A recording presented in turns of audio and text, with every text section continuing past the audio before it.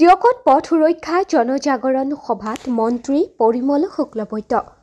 পথ সুৰক্ষাৰ অৰ্থে জনজাগৰণ সৃষ্টিৰ বাবে আজি টিয়কত অসম চৰকাৰৰ পথ পৰিবহণ মন্ত্ৰী পৰিমল শুক্লবৈদ্য উপস্থিত হৈ জন আন্দোলনত অংশগ্ৰহণ কৰে। উল্লেখ্য যে নিজে ৰাজপথত মটৰচাইকেল চলাই টিয়কৰ সভাস্থলীত উপস্থিত হয় মন্ত্ৰীগৰাকী। উক্ত কাৰ্যসূচীত মন্ত্ৰীগৰাকীক মৰণিৰ বিধায়ক ৰূপজ্যোতি কুৰ্মী, টিয়ক বিধান পৰিষদৰ সভাপতি বিকাশ শইকীয়া, যোৰহাট জিলাৰ আয়ুক্ত পুলক মহন্ত, আৰক্ষীক অধীক্ষক মোহনলাল মীনাকে প্ৰমুখ্য কৰি কেইবাগৰাকীও বিশিষ্ট ব্যক্তি উপস্থিত থাকি সহযোগিতা আগবঢ়ায়।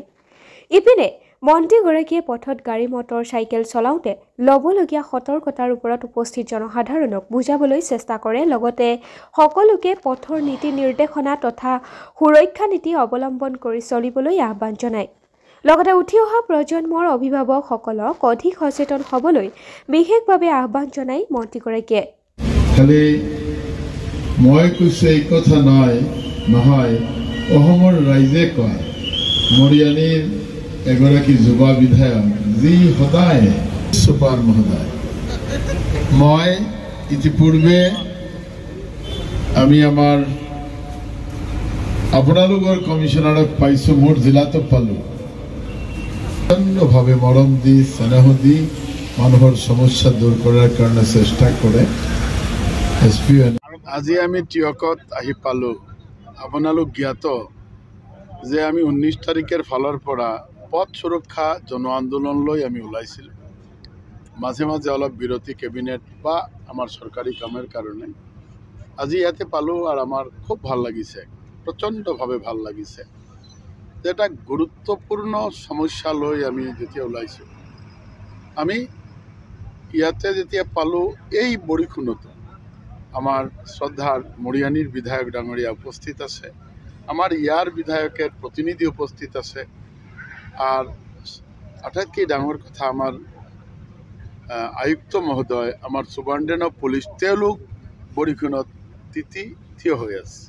কিয় যে এই সমস্যাটোৰ কাৰণে যেহেতু আমি এটা আন্দোলন আৰম্ভ কৰিছো বা এটা পৰিক্ৰমা আৰম্ভ কৰিছো, এই পৰিক্ৰমাটো যাতে সফল হয় তাৰ কাৰণে ইয়াতে আহি আমি বহুত বন্ধুক পালো, সমাজের বিভিন্ন শ্রেণীর মানুষ পালো, সাংবাদিক বন্ধুসকলক পালো। আমি আমার মনের কথা কিছু ইয়াতে আমি উজাগর কৰিছো। এতিয়া আপোনালোকে চাব যে এই ক্ষেত্ৰত অলপ কাম কৰাৰ কাৰণে আমি ট্ৰান্সপোৰ্টেৰ ফালৰ পৰা অলপ হলেও আমি ফান্ডিং কৰো। আপোনালোকে যেনেকুৱা কৈছে বিভিন্ন ঠাইত হয় লেপসেছ, কোনো ঠাইত আমি দেখিছো, কিন্তু কিছু কিছু ঠাই এনেকুৱাও আছে যে নতুন কাম চলিছে বা পুৰানা কামই আছে, পথল আছে, অস্বীকাৰ নকৰো, কোনো ঠাইত আছে, সব ঠাইত নাই। ইমান ভাল ৰাস্তা আমি পালো যেটো মানে দেখিলে বুঝা নাযায় যে অসমত চলি আছে। কিছু কিছু ঠাইত নিশ্চিতভাৱে 2-4টা ঠাইত আছে এনেকুৱা। এইবিলাকত যিমান সোনকালে পৰা যায় আমাৰ ফালৰ পৰা এফৰ্ট আমি কৰিম।